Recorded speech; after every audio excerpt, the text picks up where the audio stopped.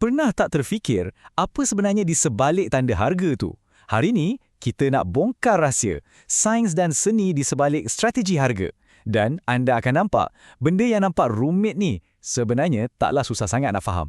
Soalan ni nampak simple kan? Tapi jawapannya, kat situlah terletaknya rangka kerja strategik yang syarikat-syarikat besar guna. Jadi jom kita guna soalan kopi ni sebagai petak kita untuk faham semua ni. Okey, jom kita mula dengan step pertama. Kita kena baca mood pasaran.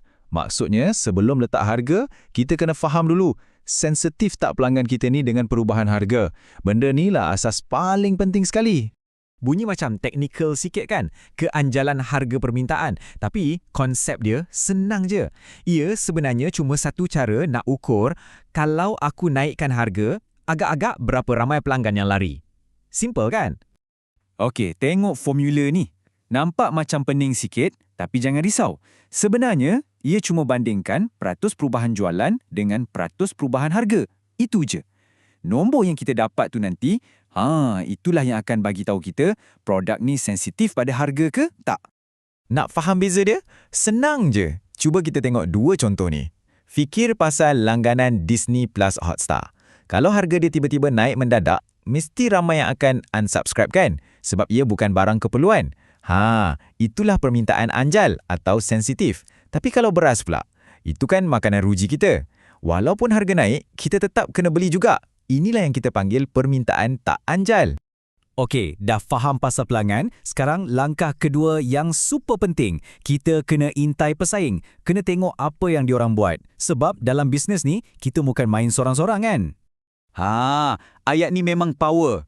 Cuba fikirkan, pelanggan ni secara tak sedar, diorang akan guna harga pesaing sebagai satu anchor, macam penanda aras lah, untuk tentukan harga kita ni patut ke tak. Benda ni lah yang bentuk persepsi nilai dalam kepala diorang sebelum diorang buat keputusan nak beli. So, macam mana syarikat buat benda ni? Ini bukan main teka-teka tau, ada proses sistematik dia. Mula-mula, kenal pasti siapa lawan utama. Lepas tu, kumpul semua data pasal harga dan produk diorang. Dah ada data, bandingkan pula apa yang kita kuat, apa yang diorang kuat.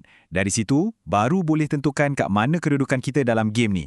Dan akhir sekali, barulah rancang strategi nak lawan balik. Jom kita tengok contoh yang real punya perang kopi kat Malaysia.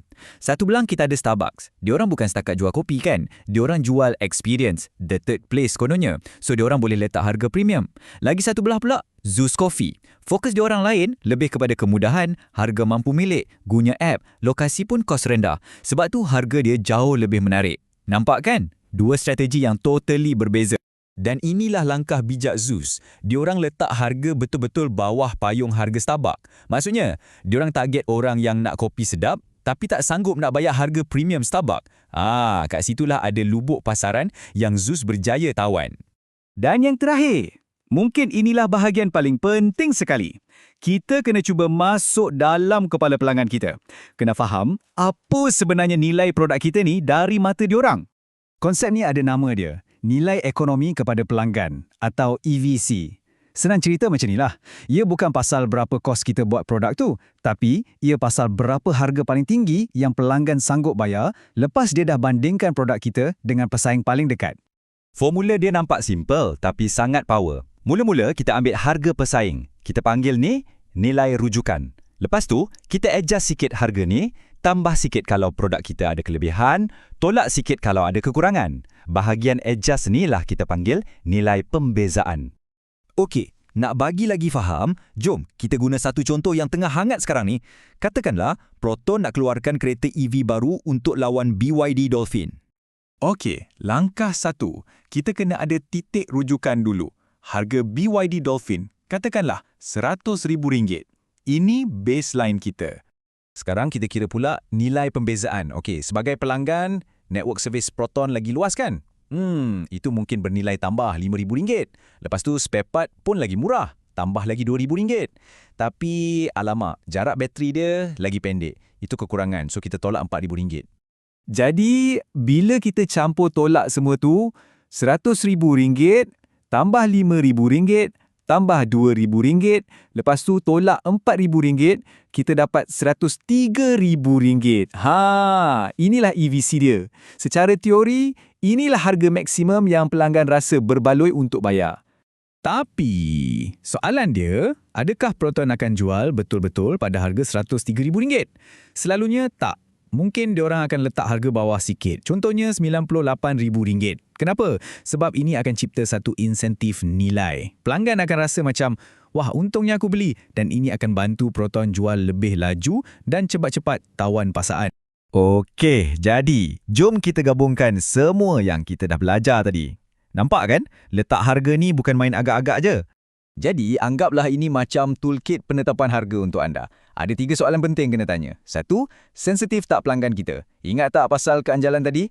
2. Apa pesaing kita buat? Apa reference point kita? Dan 3. Apa nilai sebenar produk kita dari mata pelanggan? Kalau dapat jawab 3 soalan ni, insya-Allah keputusan harga yang dibuat tu lebih bijak. Kesimpulannya, setiap tanda harga yang kita nampak tu ada cerita dia tersendiri. Ia sebenarnya satu perbualan strategik antara pasaran, pesaing dan juga pelanggan.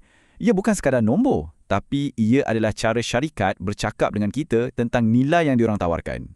Jadi, lepas ni, bila anda nampak je tanda harga, tak kisahlah kat secawan kopi ke, smartphone baru ke atau kereta, cuba berhenti sekejap. Fikirkan, pasal keanjalan, pasal pesaing, pasal nilai EVC itu semua. Saya garanti anda akan nampak lebih dari sekadar satu nombor.